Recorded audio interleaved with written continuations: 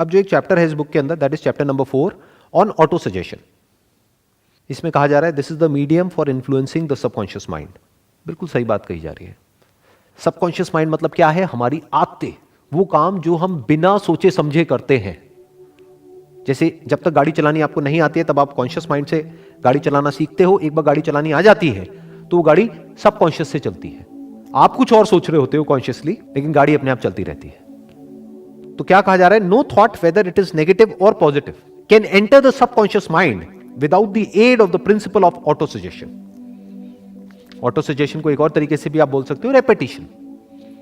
Auto suggestion मतलब कि हम खुद को सजेशन दे रहे हैं, मतलब खुद ही के माइंड में एक बात को रिपीट करते चले जा रहे हैं। किसी भी स्किल को अगर हमको डेवलप करना है तो उसके लिए क्या चाहिए? Repetition, practice. माइंड के लेवल पे अगर ये जो डिजायर है, अभी वो सिर्फ एक डिजायर है, उसको बर्निंग डिजायर बनाना है, तो उसके लिए क्या करना पड़ेगा? क्या चाहिए माइंड के लेवल पे? Auto suggestion. ऑटो सजेशन मतलब क्या? रेपिटेशन, कि बार बार उसके बारे में सोचना पड़ेगा। तो वो धीरे धीरे कॉन्शियस माइंड से हट करके सबकॉन्शियस में चला जाएगा। फिर क्या होगा? अपने आप ही वो थॉट्स आने लग जाएंगे। बिल्कुल ऐसा है जैसे एक बीज को आप प्लांट कर रहे हो। डिजायर बिल्कुल एक बीज के जैसा होता है, तो बड़े सोच समझ करके वहां पे प्लांट करना होता है। नीम का बीज बो दिया तो उसके बाद में पता नहीं लगेगा, लेकिन जिंदगी कड़वी हो जाएगी। और अगर आम का बीज बो दिया तो जिंदगी मीठी हो जाएगी। तो इसीलिए मैंने कहा कि डिजायर किस तरह का अच्छा होता है लॉन्ग रन में और किस तरह का बुरा होता है, based upon my own experience. कुछ लोग मेरी बातों का कुछ गलत मतलब भी निकाल लेते हैं। उनको ये लगता है जब मैं बोलता हूं कि भाई इस तरह के डिजायर्स हमारे अंदर नहीं होने चाहिए, तो उन लोगों को ये लगता है शायद मैं जो कह रहा हूं उसकी वजह से उनके पास में पैसा नहीं आएगा या उनका लाइफस्टाइल इंप्रूव नहीं होगा। जबकि मैं ऐसा कभी भी नहीं कह रहा हूं। मैं क्या कह रहा हूं? डिजायर ऐसे पालो जो आगे जाकर के आप फंसो नहीं, पैसा बहुत आएगा। और जो भी कुछ कह रहा हूं, सवाल ये उठता है कि मेरे पास में क्या अथॉरिटी है इस बुक के बारे में बात करने की। जो भी कुछ कह रहा हूं अपने एक्सपीरियंस के बेस पे कह रहा हूं। मतलब मैं आपको कोई समरी नहीं बता रहा हूं इस बुक की, वो तो कोई भी कर सकता है।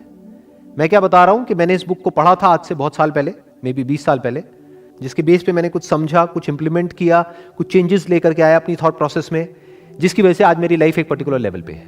तो क्या कहा जा रहा है? No thought whether it is negative और positive can enter the subconscious mind without the aid of the principle of auto suggestion.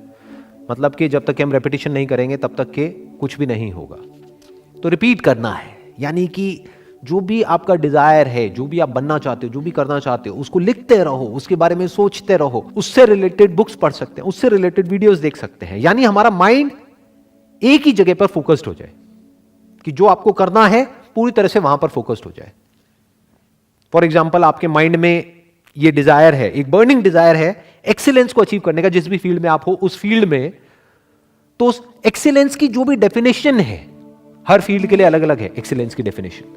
आप एक डॉक्टर हो तो कुछ और है, इंजीनियर हो तो कुछ और है, लॉयर हो तो कुछ और है, बिजनेसमैन हो तो कुछ और है। जो भी डेफिनेशन है आपकी फील्ड में एक्सीलेंस की, उस डेफिनेशन को पहले क्लियर करो अपने माइंड में, डिफाइन करो अच्छे से, ताकि वो डिजायर डेफिनेट हो जाए। फिर उसको रिपीट करते चले जाओ अपने माइंड में कि this is what I want to become, this is what I want to achieve. अब चैप्टर 6 है इमेजिनेशन के ऊपर।